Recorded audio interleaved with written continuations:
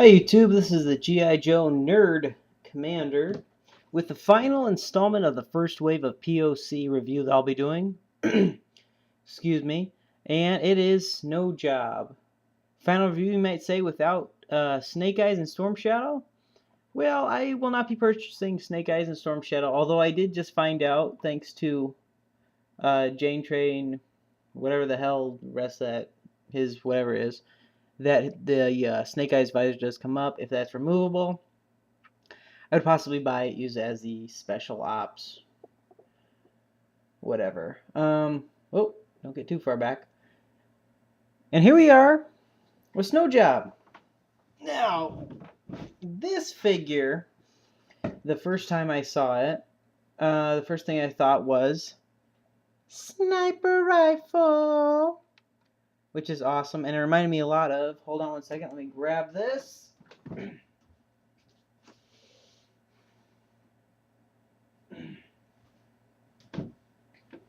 It reminded me a lot of this one.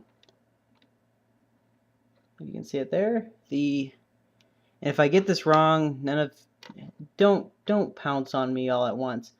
But I got this with Naugahyde, I believe, way back when dinosaurs still roamed the earth and toys were on the shelves constantly.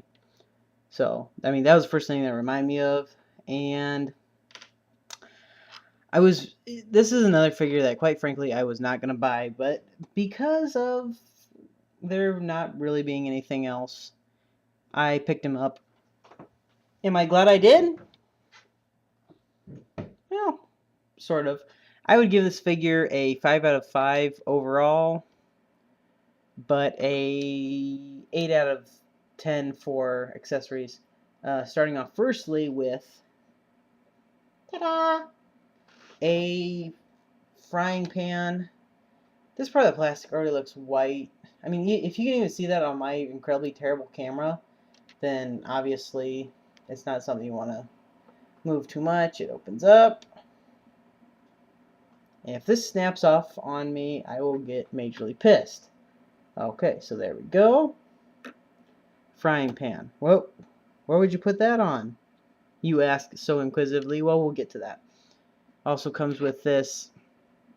If there's anyone in the world that can tell me if this is an actual tool,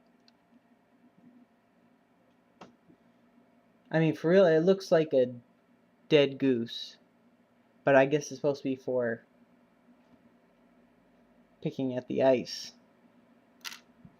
Yeah, anyway, first of all, you gotta go right to the backpack. Actually, you know what? We're gonna go secondary.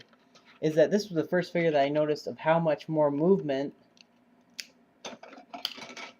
they implied with these figures compared to the other ones. I mean, if you remember the Ice Viper from Rise of Cobra with the incredibly bulky legs, yeah, they definitely changed it up here, and they made him just very fluid movement.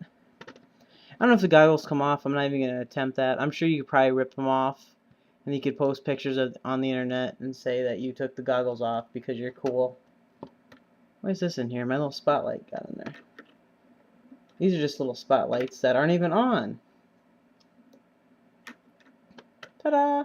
You can pick these up at any craft store, especially Michael's, and if you need something for a spotlight for a diorama, definitely pick it up. I'll have another video sometime about different little things you can do for dioramas on a budget. Anyway, very, very posable. You can see him here doing a Hulk Hogan impression. Oh yeah, brother, here we go. Okay, anyway, we're going to go right to the backpack now. This part right here has been in a lot of talk in the Joe universe. What the hell is it? Is it a tent? Is it supposed to go over him while he is a sniper? I don't really care. I'm going to leave it like this until one of my kids find it, and they will definitely take it apart, and I'll be pissed at them. But that's what kids do. Anywho, we're going to move on to this. Ah, why'd this part come off? Okay, we'll just go to this. Skis.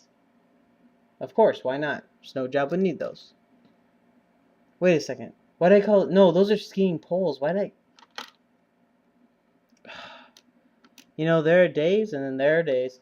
Anyway, and you have your two skis. These are skis. It'd be odd, though, if I got that wrong. There are two little holes up here I just noticed. There's some... Okay. I'm going to have to go off my point here. There are those who say that there is a way to make this into some kind of a tent. That's fine. When I make a diorama with the rest of my Arctic figures, then I will do that. Until that time, this is going to stay like this. Yes, there are cuts. There's one singular cut right here. You know. Snowjob, definitely, his biggest selling feature has always been that he comes with a lot of gear. This right here that comes off of the backpack is, I imagine, from what I understand from other nerds, is some sort of burner that you put your frying pan on. That he will cook. And, you know, that would look really cool in a diorama. This is actually the first time I took it off, and I don't really see it exactly, but what do I know? So, one thing that did kind of tick me off is, why would he come with this when he has this as plastic right here? Does that make sense to you? No, it does not. Oh, well, we're talking about Hasbro here. They will give you everything you want, but they will not give you the 100% satisfaction. Hasbro is like that girl you date in high school who's so cute, and yet she doesn't do that one thing that you really wanted her to do, so you dumped her for that other gal. I digress. Gas can. Nice, but I did not like that it has this hollowed out chamber right here. But still, I mean, if you're setting up as a diorama. Still, if you're setting it up as a diorama. Nobody's going to tell. This, which I assume is a lantern.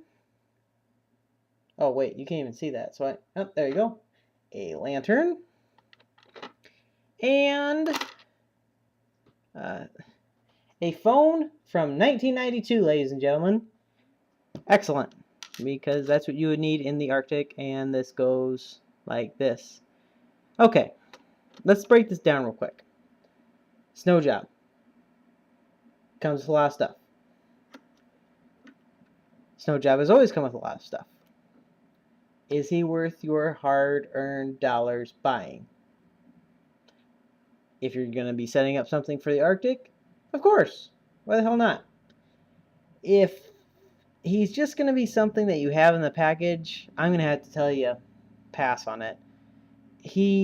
I mean, his biggest selling points is just that he comes with a lot of gear, but the majority of it really can only be used in an Arctic scenario. Although the sniper rifle, I like it. I did not like the handle. I did not like the I don't know if anyone else has this, but mine has a number 2 by the handle. A number 2. Well, now my phone's going off. Hold on 1 second. Shabow! Shut it off. Okay. Other than that, though, you know, it looks good. Does it look as good as this? Does it look as good as this if I can set it up? Yeah. I mean, this thing right here is retarded. This thing right here is freaking awesome. The handle right here is way too long, but of course then back in the 80s you would need it. Blah, blah, blah. This right here I just didn't like. Overall, this figure is a 5 out of 5. Look, it's a... Why did I say 5 out of 5? 5 out of 10. Look-wise, 5 out of 10. He looks like a big guy who has been sitting down in a chair, drinking beers all day, waiting for something to happen over an Arctic plain. That's cool with me. I feel the same way. But it just lacks. It just... I'm glad I picked it up because later on down the road, you know, when I do an Arctic diorama, it'll look good with it. But at the same time, I just like with any other snow job figure or any other kind of figure that is made to be moonwalk in the snow, I don't really know where to have him other than on the shelf.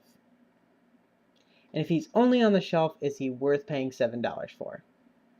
In my opinion, if you're into the Arctic stuff, get him. If you're not, pass on him. And I'm dead serious. Just pass on him. Leave him on the shelf. Give it a couple months, especially when December hits. This figure will be for a lot less than what he has been. Pick him up. You'll open him up. You'll say, "Oh, look at all the gear he comes with. Awesome! I am happy now." But you know, if you're gonna pay $7 or $8 for him, you're gonna open him up. You're gonna say, "Look at all this gear." Well, I kind of paid a little too much though, because where the heck am I gonna put him? You notice how I try to keep my language clean in this? That's not beside the point. Anyway, that's gonna be the final review besides an overview of the Pursuit of Cobra line. And if there's anyone out there that can possibly give me any tips on YouTubing, I would really appreciate it. If there's anyone out there that has any recommendations of any other figures to review, that'd be cool too. So thanks so much for watching. I hope that all of these have been insightful in some way and have helped you in your purchasing decisions. And good night, and G.I. Joe bless. Or should I say Cobra bless? No, yeah, whatever.